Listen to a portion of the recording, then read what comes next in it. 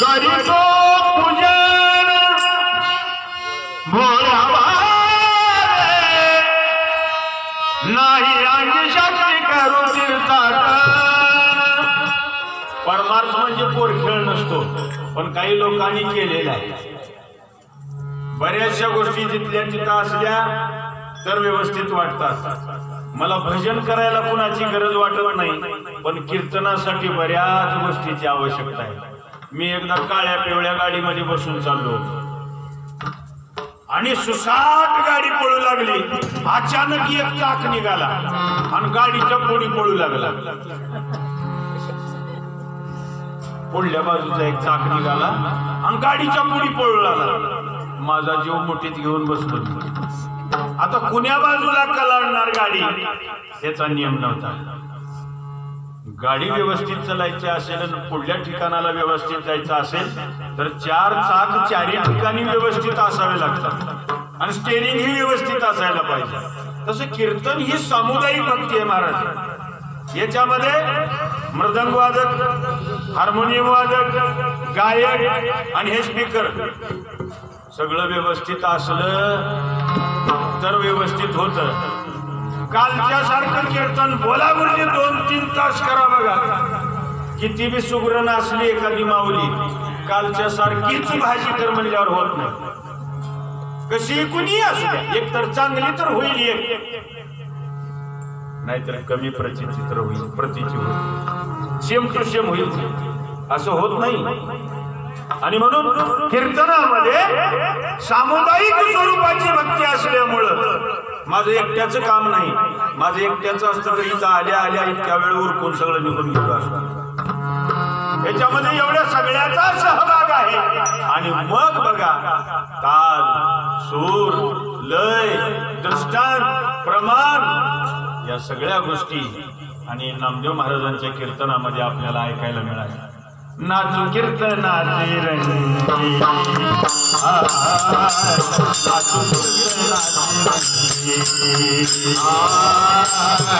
कीर्तनाचे रंगी, नाचू कीर्तनाचे रंगी, नाचू कीर्तनाचे रंगी, नाचू कीर्तनाचे रंगी,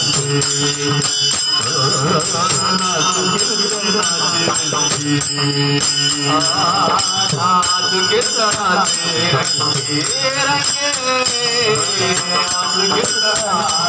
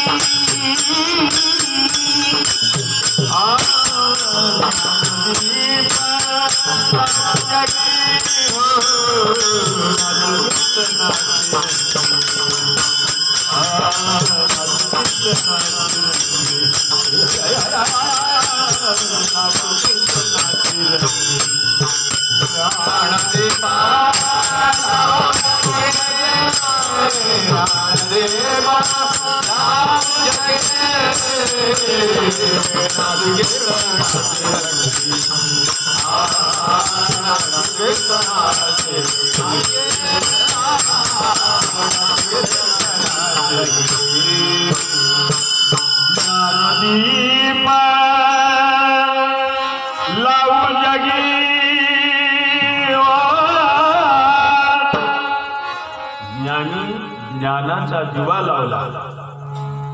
आणि ही ज्ञानाची परंपरा वारकरी संप्रदाय सुद्धा सांगतो आहे, आदिनाथ भगवान शंकरापासून आलेली आहे. कोणतंही ज्ञान असू द्या. अहो, आमचे मित्र काही चित्रपटगृहामध्ये जाऊन बसतात हजारो रुपये खर्च करून. ती परंपरा सुद्धा इथून, नाट्यशास्त्राची उत्पत्ती सुद्धा भगवान शंकरापासून झाली. म्हणून तर शंकराला नाव आहे नटराज.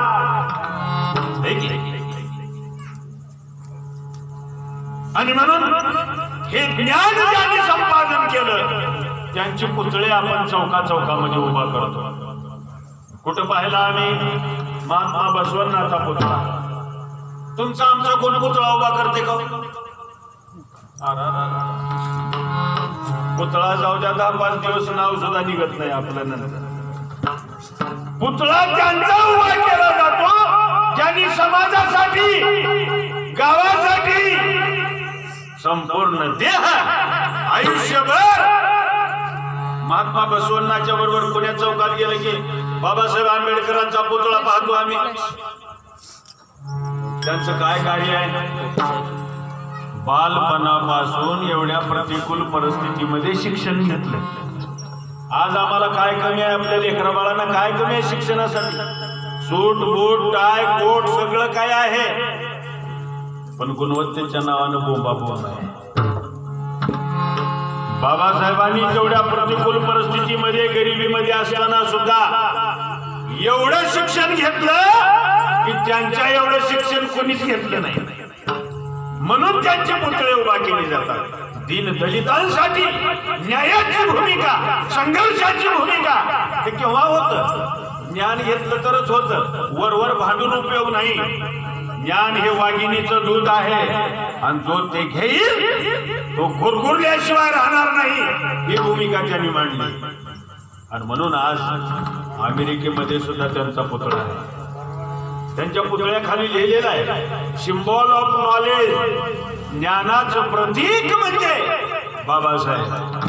म्हणून त्यांचा पुतळा उभा केला. एकीकडे आम्ही दुसऱ्या चौकात गेल्यावर महात्मा गांधींचा पुतळा पाहतो.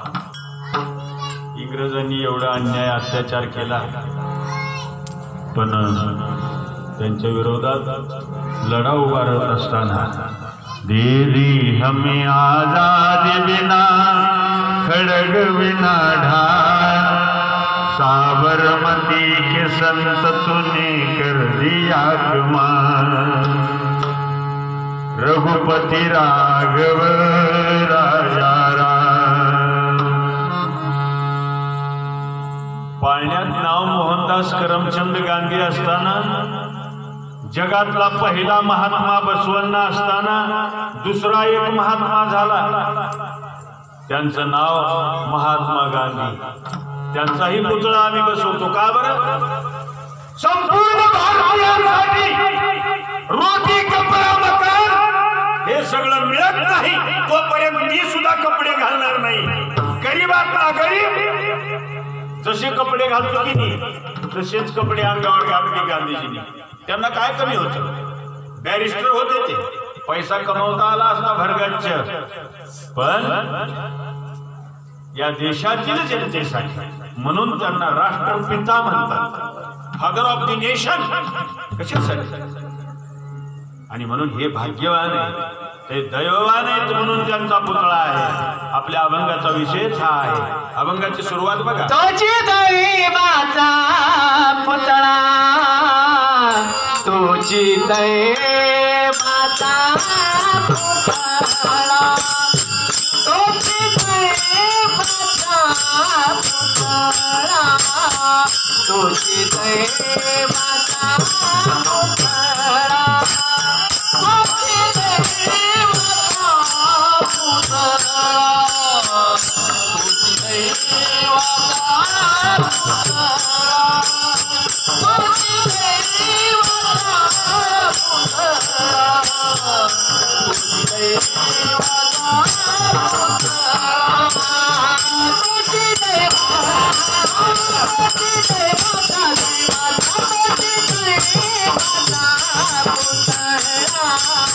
तुझी दैवाचा पुतळा,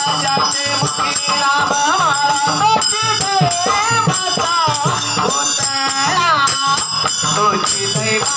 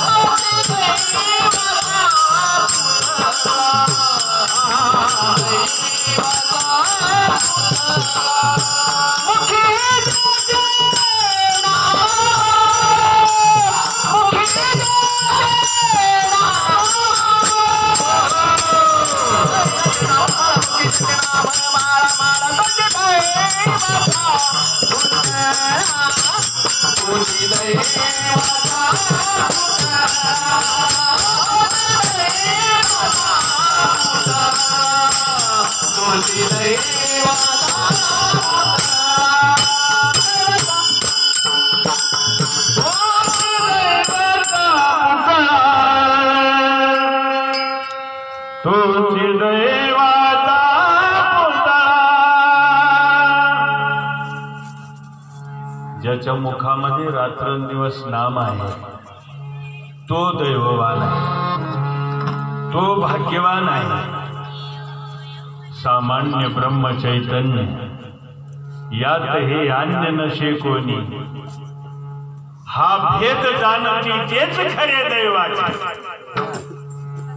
जगामध्ये सामान्यपणे देव कुठं आहे म्हणणारे केवळ मंदिरामध्ये नव्हे, जळेस्थळी काष्टी पाशानी सर्वांतर्यामी स्वरूप आहे. पण प्रगट कुठं होत? जसं अग्नी सर्वत्रच आहे, पण जिथं घर्षण झालं तिथं प्रगट होते. तूप कुठं आहे म्हटलं तर दुधामध्ये सर्वत्र तूप आहे, पण प्रक्रिया झाल्याशिवाय प्रगट नाही. तसं देव केवळ माणसातच आहे, मंदिरातच आहे असा विषय नाही. भक्त प्रल्हादाने विचारलं, या खांबामध्ये देव आहे, दर्शन दिलं भगवंताने. नाथ बाबांनी रामेश्वरला नेत असलेलं पाणी, असे उन्हाळ्याचे दिवस होते, गाढवाला पाजवलं पाणी, त्याच्यामध्ये देव पाहणारी संत मंडळी. नामदेव महाराज विसोबा खेचरांच्या रूपाने समर्थ सद्गुरूची भेट झाली आणि पंढरपूरच्या वाळवंटामध्ये हातामध्ये तुपाची वाटी घेऊन कुत्र्याच्या मागे लागले. देव सर्वांतर्यामी जाणणारे. राहिला प्रश्न, तुमचा देव मोठा का माझा देव मोठा? तुमचा संप्रदाय श्रेष्ठ का माझा संप्रदाय श्रेष्ठ? आपल्या देशाचं एक वैशिष्ट्य असं आहे, एवढी वैविध्यता जगामध्ये कुठं नाही. एवढी विविधता, मग ती भाषा असेल, वेशभूषा असेल, केशभूषा असेल. आपण म्हणतो ना, हिंद देश के निवासी सभी जन एक है, रंग रूप वेश भाषा चाहे अनेक है. बेला गुलाब जूही चंपा चमेली, प्यारे प्यारे फूल गुंफे माला में. कोयल की कूक न्यारी, पपियों की टेर प्यारी, गा रही तराना बुलबुल राग मगर एक है. गंगा जमुना ब्रह्मपुत्रा कृष्णा कावेरी, जाके मिल गई सागर में हुई सब एक है. असं आपल्या देशामध्ये विविधताओं से विभूषित परंपराओं पर मुझे गर्व है.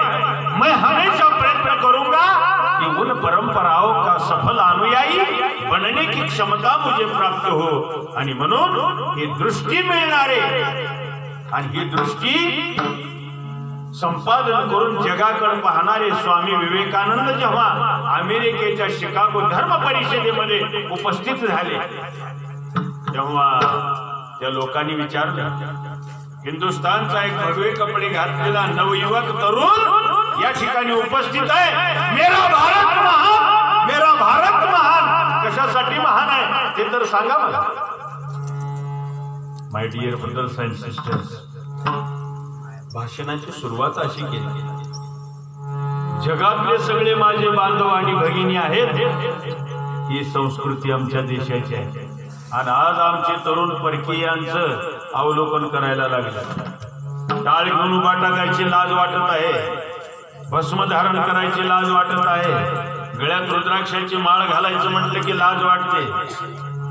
आणि निर्लज्जासारखं नको नको त्या भानगडीमध्ये पडणारी माणसं आपण पाहतो. या संस्कृतीचा विसर पडू नये याच्यासाठी मन्मथादी संत ज्ञानेश्वरादी संतांनी संपूर्ण एवढं ज्ञानेश्वरी सारखा पवित्र ग्रंथ आणि हजारो अभंगाची रचना एवढ्यासाठीच केली.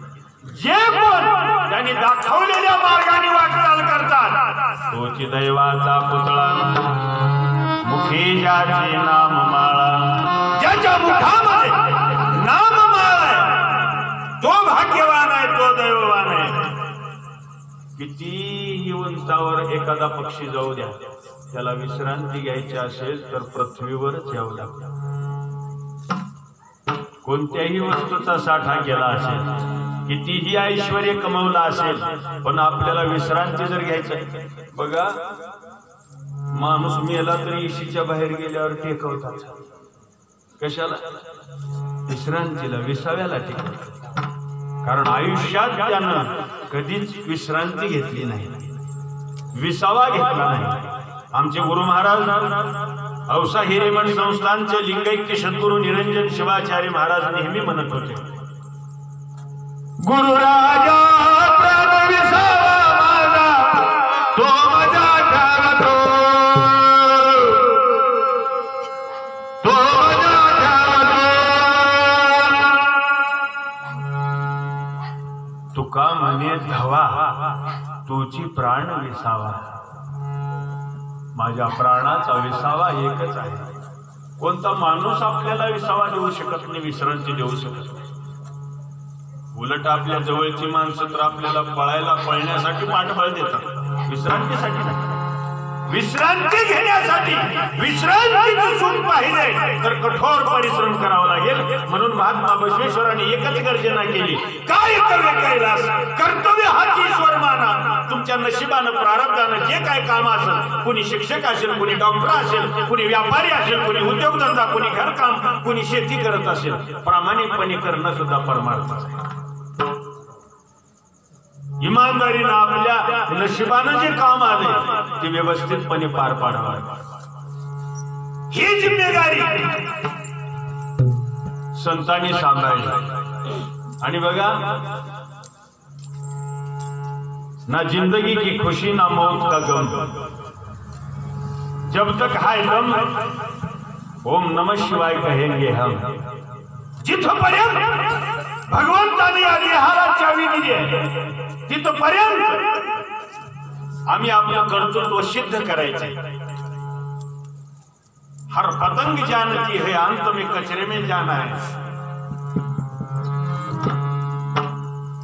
हर पतंग जानती है अंत में कचरे में जाना है, लेकिन उससे पहले आसमान छू के दिखाना है. सगळ्यालाच माहित आहे एक दिवस मातीत जायचंय म्हणून, सगळ्यालाच माहिती. आमची बहीण एका दिवशी दारात इतकी सुंदर रांगोळी काढत होती. मी म्हणलं कशाला काढते, 4-2 तासात पुसून टाकायची. ती 1 तास झालं तर त्याला रंगीत बसलीच बाई. पण त्याचं कौशल्य कसं असतं बघा. संध्याकाळपर्यंत जी रांगोळी पुसली जाणार आहे ही सगळ्या माता भगिनींना माहित आहे, पण रांगोळी उत्कृष्ट आली पाहिजे हे डोक्यात असतं. जन्माला आलोय, उद्या मरणार आहे का, 10 वर्षानं जाणार आहे का, 50 वर्षानं जाणार आहे, मला माहित नाही, तुम्हालाही माहित नाही. पण धावपळ किती मोठी आहे आमची. आणि म्हणून जेवढं भगवंताने आयुष्य दिलं तिथपर्यंत आपलं काम साध्य केलं पाहिजे. ज्ञानेश्वर माऊलींनी वयाच्या 16व्या वर्षी काम फत्ते केलं आणि निघाले. काम संपलं. मन्मथ स्वामींनी 40 वर्ष वय होईपर्यंत सगळं साध्य केलं, निघाले, निरोप घेतले. सोपं उदाहरण सांगतो, 10वीची परीक्षा चालू आहे आता. काही मुलं हसत येऊ लागले हॉलच्या बाहेर, तर काही मुलं रडकं तोंड घेऊन येत आहेत. हसत येणाऱ्या मुलांना विचारलं, का झालं, का हसताय? काय सांगावं सर, म्हणजे आई वडिलांचं ऐकलो, गुरुजींचं ऐकलो, वेळेवर शाळेत आलो, अभ्यास केला, खूप सोपा गेला पेपर म्हणून हसतोय. काही मुलं रडत आहेत, गुरुजीचं ऐकलं नाही, आई वडिलांचं ऐकलं नाही, वेळेवर शाळेत आलो नाही, ग्रहपाठ केलं नाही, म्हणून आम्हाला पेपर हार्ड गेला. अरे परीक्षा शाळेतच आहे असं नाही, माणसाच्या जीवनामध्ये पदोपदी परीक्षा आहे आणि शेवटला एकच पेपर द्यायचे. या जिंदगीच्या हाल मधून बोंबलं जायचं नाही, आम्हाला हसतच जायचं. कारण जीवनाचा पेपर सोपा गेला पाहिजे. मनमत स्वामींना सोपा गेला म्हणून तर हसत गेले, ज्ञानेश्वर माऊलींना सोपा गेला म्हणून तर आळंदीला समाधी लागली शिवरात्रीच्या दिवशी, तुकोबारायांना सोपा गेला म्हणून तर वैकुंठावरून विमान आलं, हसत हसत निघून गेले. मला एका मित्राने सांगितले, मृत्यू आणि मुक्ती याच्यामध्ये काय फरक आहे? नीट ऐका बरं. पाहणाऱ्याला दोन्ही सारखंच वाटतं, पण मृत्यू आणि मुक्ती याच्यामध्ये काय फरक आहे? काम संपलं आणि श्वास शिल्लक आहे, त्याला म्हणायचं मुक्ती. काम संपलं, श्वास शिल्लक राहिले, त्याला म्हणायचं मुक्ती. आणि श्वास अगोदरच संपले, काम ढिगारा बाकी राहिले, त्याला म्हणायचं मरण. बहुतांशी लोकांचं आमचं मरणच असतं, कारण ढिगारा काम बाकी राहिले आणि मधीच रन आउट होते. संतांचं बघा की काम अगोदरच झालं, श्वास बाकी, ढिगारा शिल्लक राहिलं आयुष्य, तरीही भगवंताला म्हणतात माझं काम झालं, मला जायचंय आता. तोची दैवाचा पुतळा, मुखी ज्याचे नाम माळा. आणि हा असा कोणी असेल तो धन्य आहे, त्रिभुवनामध्ये धन्य आहे. तोची धन्य त्रिभुवनी, तोची धन्य त्रिभुवनी, तोची धन्य त्रिभुवनी, तोची धन्य त्रिभुवनी, तोची धन्य त्रिभुवनी,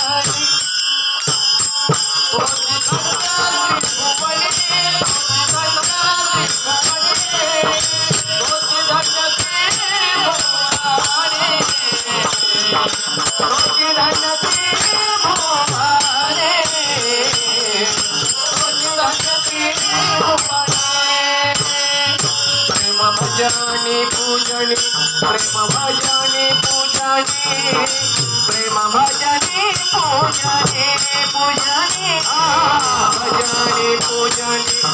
भजनी पूजनी, प्रेम भजनी पूजनी, प्रेम भजनी पूजनी, प्रेम भजनी पूजनी, प्रेम भजनी पूजनी. तोची धन्य त्रिभुवनी, तोची धन्य त्रिभुवनी, तोची धन्य त्रिभुवनी, प्रेम भजनी पूजनी, तोची धन्य त्रिभुवनी, प्रेम भजनी पूजनी, तोची धन्य त्रिभुवनी, भुवनी, तोची धन्य प्रेम भजनी पूजनी, प्रेम भजनी पूजनी, प्रेम भजनी पूजनी, प्रेम प्रेम प्रेम भजनी पूजनी, प्रेम भजनी पूजनी, प्रेम भजनी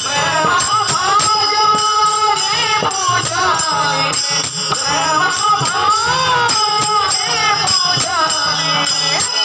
तोची धन्य त्रिभुवनी, तोची धन्य त्रिभुवनी,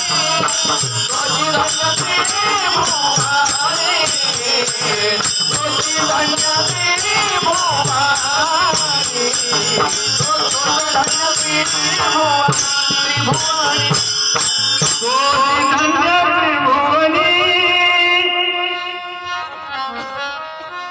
प्रेम भजनी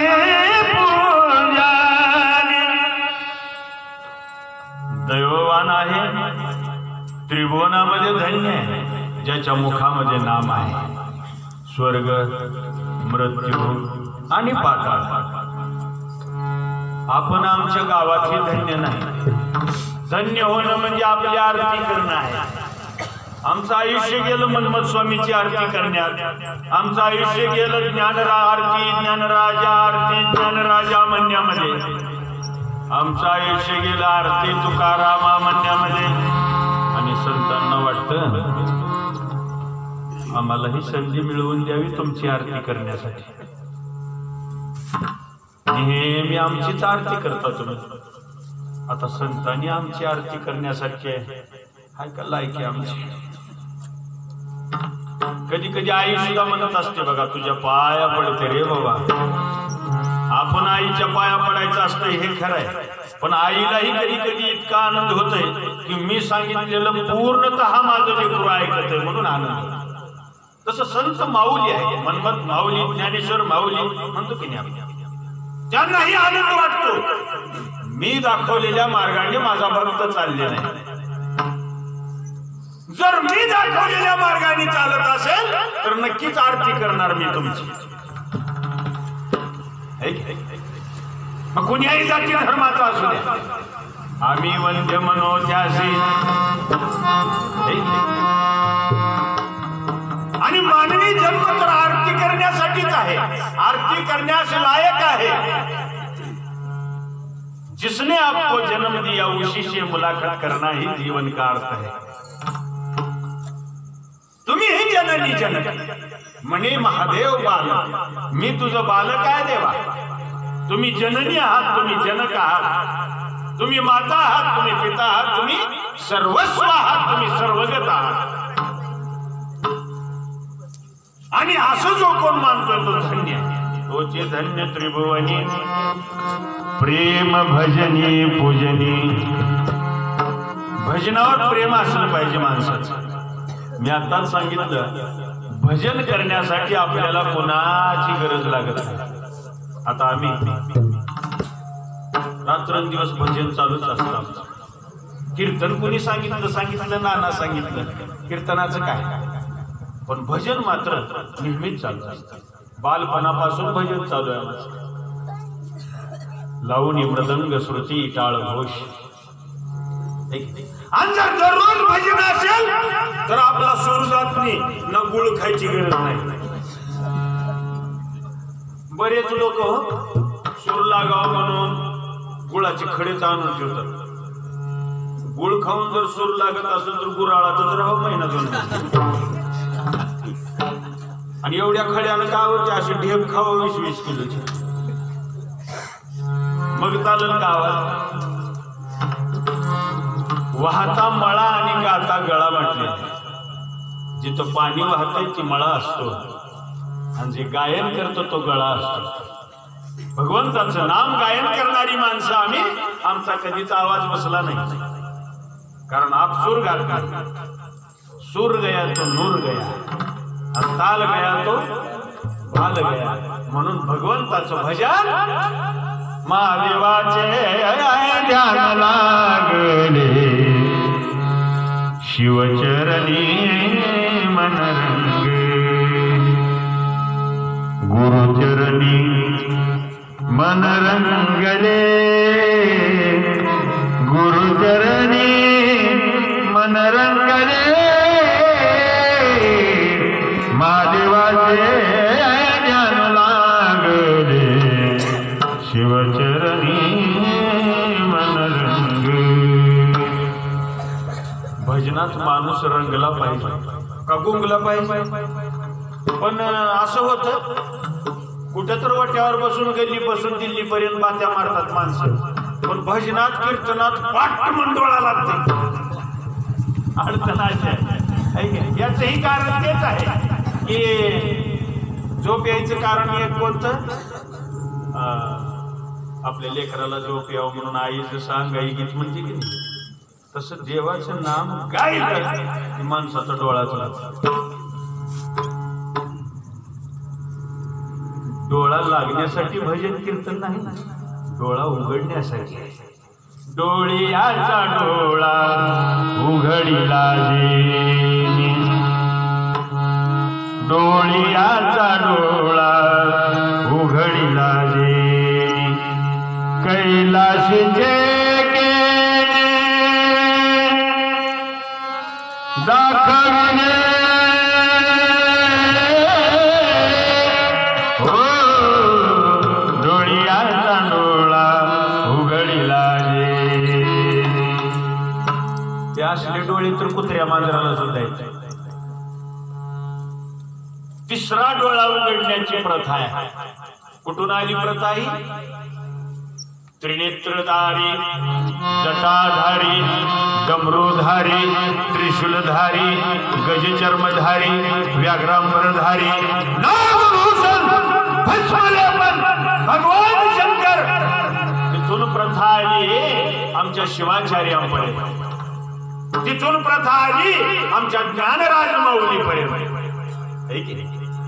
आणि आमच्यापर्यंत येऊन थांबलेला आहे तो धन्य ज्याचं प्रेम भजनावर आहे, ज्याचं प्रेम पूजेवर आहे.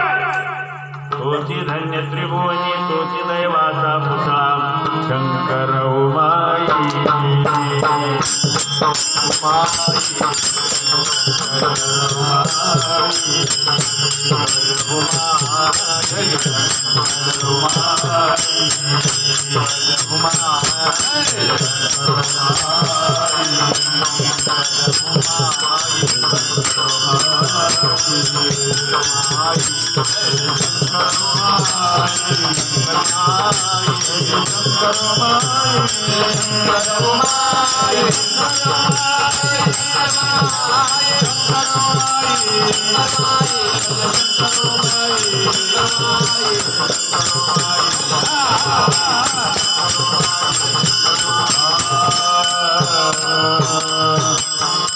Oh